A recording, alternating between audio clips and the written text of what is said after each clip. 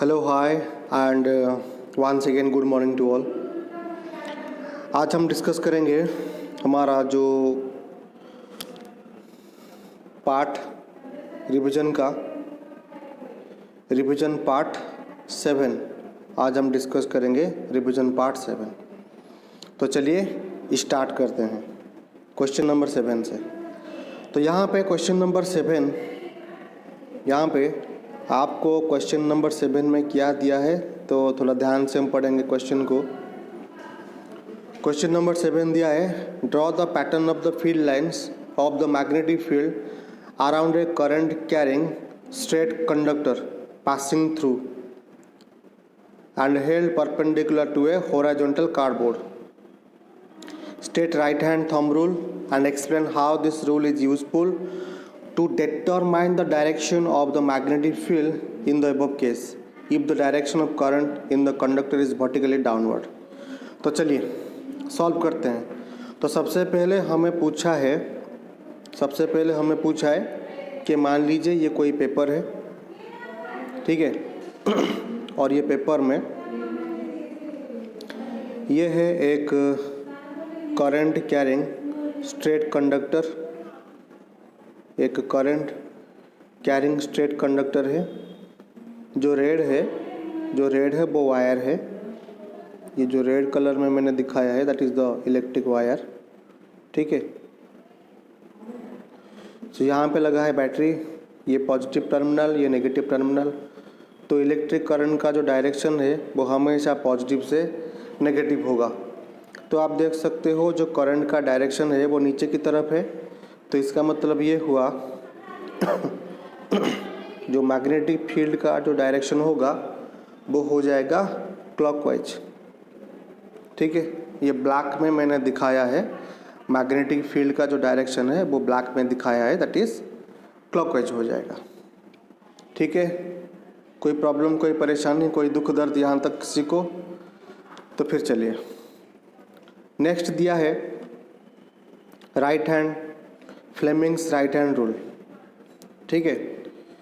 तो Fleming state right hand thumb rule, right hand thumb rule के बारे में ये हमसे पूछा है। सो देखिए क्या होता है राइट हैंड थंब रूल। अब मान लीजिए ये एक इलेक्ट्रिक वायर है, ये कोई इलेक्ट्रिक वायर है जिस पे जो करंट है ये ऊपर की तरफ फ्लो कर रहा है। तो मैग्नेटिक फील्ड का जो डायरेक्शन होगा वो कौन सी डायरेक्शन में होगा? अगर करंट ऊपर जाएगा तो magnetic field line anti clockwise, ठीक है। अगर करंट का जो डायरेक्शन है अगर नीचे की तरफ रहेगा तो मैग्नेटिक फील्ड लाइन कैसे? मैग्नेटिक फील्ड लाइन हो जाएगा आपका क्लॉकवाइज। सिंपल सा क्वेश्चन दिया था, बहुत ही सिंपल सा क्वेश्चन।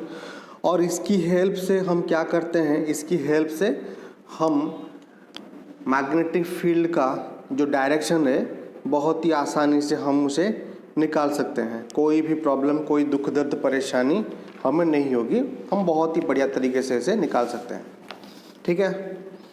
तो चलिए क्वेश्चन नंबर 8 की तरफ हम बढ़ते हैं। सो आप क्वेश्चन नंबर 8 को थोड़ा सा ध्यान से मन लगा के पढ़िए, ठीक है। चलिए फिर क्वेश्चन नंबर 8 की तरफ बढ़ते हैं।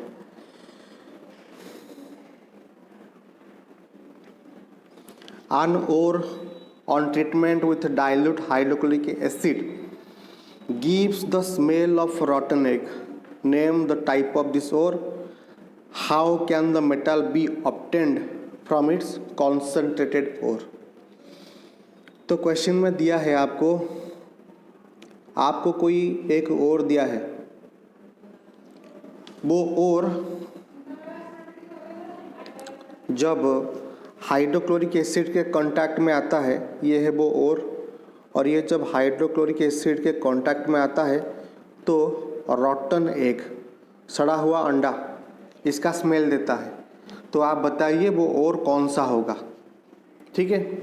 ओके जी, तो चलिए स्टार्ट करते हैं। कोई प्रॉब्लम यहाँ तक किसी को तो मेरे ख्याल से नहीं होना चाहिए, ठीक है। तो चलिए स्टार्ट करते हैं। देखिए, अगर जो वो ओर है वो एक सल्फाइड ओर होना चाहिए, जिस ओर के बारे में यहाँ पर बात हो रही है वो ओर मस्ट बी सल्फाइड ओर। मान लीजिए जिंक सल्फेट, ठीक है, जिंक सल्फेट हो गया।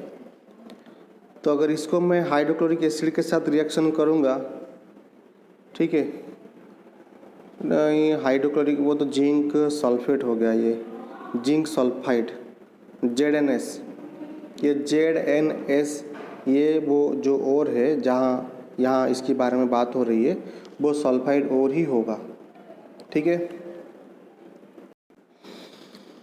तो सल्फाइड ओर है, इसीलिए जब भी हम इसे हाइड्रोक्लोरिक एसिड के साथ रिएक्शन करेंगे तो यहाँ पे ही हमको सड़ा हुआ अंडे जैसा एक स्मेल मिलेगा, क्लियर। और उसके बाद ये जो सल्फाइड ओर है इसको हम फ्लोटेशन के लिए भेजते हैं, क्योंकि फ्लोटेशन में क्या होता है, जिंक सल्फाइड का पाउडर लिया जाता है और इसको एक बड़े से टैंक में यहाँ पर ऑयल, ये पाइन ऑयल हम लेते हैं, पाइन ऑयल और वाटर का मिक्सचर लेते हैं और उसी टैंक में ये जो जिंक सल्फाइड का जो पाउडर है उसको डाल देते हैं। जिससे क्या होता है, यहाँ जब इसके अंदर से हम कंप्रेस्ड एयर को छोड़ते हैं तो ऊपरी सतह में जो सल्फाइड का ओर होता है वो ऊपरी सतह में वो तैरता रहता है, तो इससे हम सल्फाइड ओर को निकाल देते हैं। और बाकी जो कुछ और बच जाता है तो उसे हम क्या करते हैं, जिंक सल्फाइड को रोस्टिंग प्रोसेस में भेज देते हैं, जिससे क्या होता है, इसको ऑक्सीजन के प्रेजेंस में बहुत ज़्यादा तेज़ हीट किया जाता है और जिससे हमको जिंक ऑक्साइड और सल्फर डाइऑक्साइड गैस मिलता है। और फिर से ये जो जिंक ऑक्साइड हमको मिला, ये जिंक ऑक्साइड को हम कार्बन के साथ रिड्यूस करते हैं, जिससे हमको मेटल और कार्बन डाइऑक्साइड गैस हमको मिल जाता है। यहाँ पे डाइऑक्साइड या फिर मोनोऑक्साइड भी मिलता है, कार्बन डाइऑक्साइड हो या फिर मोनोऑक्साइड हो हमको मिल जाता है, ठीक है। तो यहाँ तक किसी को कोई परेशानी? चलिए जी नेक्स्ट क्वेश्चन की तरफ बढ़ते हैं। Question number 9।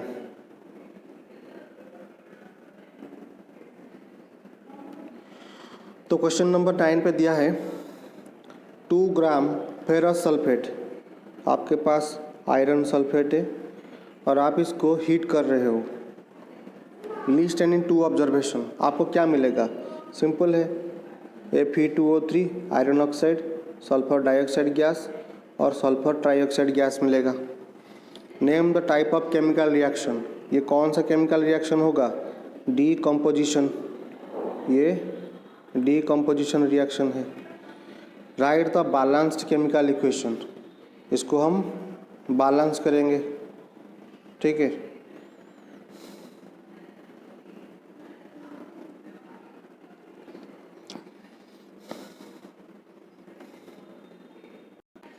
सो इसको बैलेंस अगर हम करेंगे तो यहाँ पे 2 से मल्टीप्लाई कर दो तो ये बैलेंस हो जाएगा। आयरन हो गया आपका, आयरन यहाँ पे 2 है और यहाँ पे 2, सल्फर यहाँ पे 2 है और यहाँ पे 1 और 1 2, और ऑक्सीजन यहाँ पे 8 है, ये है 3, ये 2 5 और ये 3 8, कम्प्लीटली बैलेंस्ड, ठीक है। चलिए ऐसा नेक्स्ट क्वेश्चन की ओर बढ़ते हैं।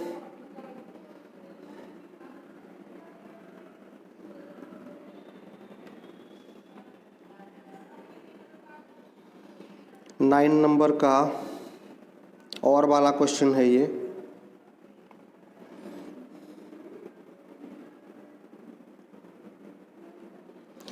You might have noted that when copper powder is heated in a china dish, the reddish brown surface of copper powder becomes coated with black. अगर आप कॉपर को हीट करते हो ऑक्सीजन के प्रेजेंस में तो ये कॉपर ऑक्साइड बनाता है और जिसका कलर ब्लैक होता है, चलिए, why has this black substance form. Copper को आपने ऑक्सीजन के साथ हीट करवाया तो कॉपर ऑक्साइड बना, और ये कॉपर ऑक्साइड का कलर ही ब्लैक होता है। What is this black substance? That is copper oxide. कोई प्रॉब्लम नहीं है किसी को, that is copper oxide. Okay, next question, write the chemical equation. अब ये है वो chemical equation. How can the black coating on the copper surface turn reddish brown. अब ये कॉपर ऑक्साइड को हम कॉपर में कैसे बदलेंगे? देखो, हमारे पास कॉपर ऑक्साइड है, अगर हम कॉपर ऑक्साइड को हाइड्रोजन के प्रेजेंस पे हीट करते हैं तो हमको कॉपर और वाटर मिल जाता है। ठीक है, ओके, फिर चलिए क्वेश्चन नंबर 10 की तरफ बढ़ते हैं हम।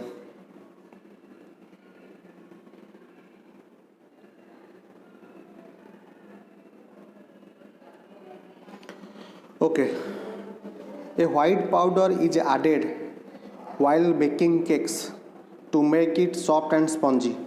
आप कोई केक बना रहे हो, तो जब हम केक बना रहे होते हैं तो हम एक वाइट कलर का पाउडर इस्तेमाल करते हैं, और उस पाउडर का जो नाम होता है वो होता है NaHCO3, that is baking soda. Baking soda, okay. Name it's main ingredients. इसको जो बनाते हैं इसके इंग्रेडिएंट्स क्या है? सो Na2CO3 plus H2O plus CO2, और इससे बनता ये है सोडियम कार्बोनेट, वाटर और कार्बन डाइऑक्साइड गैस। और उसके बाद right the chemical reaction taking place when the powder is heated during baking. अब ये पाउडर को हम अगर हीट करेंगे तो हमें क्या मिलेगा? सिंपल है, इसको अगर हम हीट करेंगे तो हमें मिलेगा sodium carbonate plus water plus carbon dioxide gas. Clear?